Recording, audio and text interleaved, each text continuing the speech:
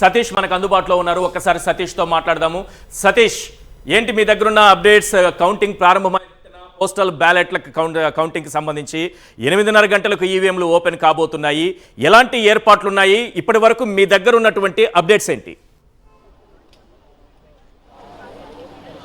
ఈశ్వర్, రాష్ట్ర వ్యాప్తంగా ఉన్నటువంటి 33 ఆ సెంటర్లు ఏర్పాటు చేసినటువంటి 401 కౌంటింగ్ హాల్స్లో లెక్కింపు ఆ ప్రక్రియ ప్రారంభమైంది. ముందుగానే ఎవరైతే ఆ పోస్టల్ బ్యాలెట్స్ ఓట్ల లెక్కింపు ప్రక్రియ కొద్దిసేపటి కిందటే అన్ని నియోజకవర్గాలకు సంబంధించి కూడా ప్రారంభమైంది.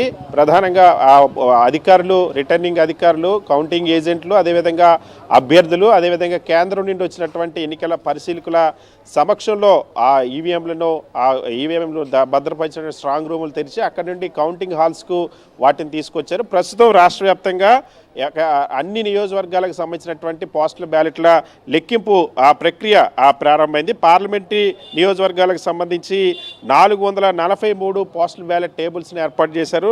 అసెంబ్లీ నియోజకవర్గాలకు సంబంధించి 557 పోస్టల్ బ్యాలెట్ టేబుల్ను ఏర్పాటు చేశారు. సో రాష్ట్ర వ్యాప్తంగా ఉన్నటువంటి అన్ని ఆ కౌంటింగ్ కేంద్రాల్లో కూడా పోస్టల్ బ్యాలెట్ లెక్కింపు ప్రక్రియ మొదట ప్రారంభమైంది. 8 నుండి 8:30 గంటల వరకు ఈ లెక్కింపు ప్రక్రియ ప్రారంభించిన తర్వాత మరి కాసేపట్లో అంటే 8:30 గంటలకు ఈవీఎంల లెక్కింపు ప్రక్రియ కూడా ప్రారంభమవుతుంది. అయితే పోస్టల్ బ్యాలెట్కి సంబంధించి ఆ ఓటు చెల్లుబాటును ముందు కట్టలు కడతారు. ఆ తర్వాత ఆ ఓట్లను పరిశీలిస్తారు. ఏ ఓట్లు అయితే చెల్లుబాటు అవుతాయో, చెల్లుబాటు అయిన తర్వాత ఆ ఓటు ఏ అభ్యర్థికి సంబంధించినటువంటి వరకు వచ్చిందో ఆ వాటిని మళ్ళీ సెగ్రిగేట్ చేస్తారు. అది చేసిన తర్వాత లెక్కింపు ఉంటుంది. సుమారుగా 1:30 నుండి 2 గంటల వరకు కూడా సమయం పట్టేటువంటి అవకాశం ఉంది. సో సైమల్టేనియస్గా 8:30 గంటలకు రాష్ట్ర వ్యాప్తంగా మరి కాసేపట్లో ఈవీఎంల లెక్కింపు ప్రక్రియ కూడా ప్రారంభం కాబోతుంది. ఆంధ్రప్రదేశ్ రాష్ట్రంలో ఉన్నటువంటి అప్డేట్ ఏంటంటే సతీష్, ఈవీఎంలు కూడా ఓపెన్ అయ్యాయి, ఈవీఎం కౌంటింగ్ కూడా స్టార్ట్ అయిందనేటటువంటి అప్డేట్ మనకు అందుతుంది. రైట్, ఇప్పుడు ఎలా ఉన్న ఏర్పాట్లు అనేది మాత్రమే మనం మాట్లాడుకోవాలి. దాని మీద అనాలిసిస్లోకి మనం వెళ్ళాలి. ఇంకా సో పూర్తిగా ప్రత్యేకించి ఆ భద్రతా ఏర్పాట్ల విషయంలో ఎన్నికల కమిషన్ జాగ్రత్తలు తీసుకుంది.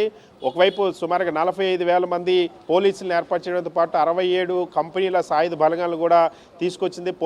కౌంటింగ్ సెంటర్ల దగ్గర రెడ్ జోన్ ఏర్పాటు చేసింది. రెడ్ జోన్ దాటి ఎవరు వెళ్ళడానికి వీలైనటువంటి పరిస్థితి. కౌంటింగ్ ఆ ఏజెంట్ల సమక్షంలో జరిగినటువంటి లెక్కింపు ప్రక్రియలో పూర్తి స్థాయిలో ఎక్కడ ఎటువంటి అల్లర్లు జరగకుండా ప్రత్యేకమైనటువంటి చర్యలు తీసుకుంది. సో ఈరోజు ప్రారంభమైన తర్వాత ఈవీఎంల లెక్కింపు ప్రక్రియ కూడా ప్రారంభమైన తర్వాత మొదటి 5 గంటల్లో ఆ 2 అసెంబ్లీ నియోజకవర్గాలకు సంబంధించి ఏదైతే రాజమండ్రి పార్లమెంట్ పరిధిలో ఉన్నటువంటి కొవ్వూరు, అదేవిధంగా నరసాపురం అసెంబ్లీ నియోజకవర్గాలకు సంబంధించినటువంటి ఫలితాలు మొట్టమొదటిగా వచ్చేటువంటి అవకాశం ఉంది. పూర్తిస్థాయి ఫలితాలు. అదేవిధంగా చిట్ట చివరిగా 26 రౌండ్లు ఉన్నటువంటి లెక్కింపు ప్రక్రియ ఉన్నటువంటి నేపథ్యంలో భీమిలి, పాణ్యం నియోజకవర్గాలకు సంబంధించినటువంటి ఫలితాలు వచ్చేటువంటి అవకాశం ఉంది.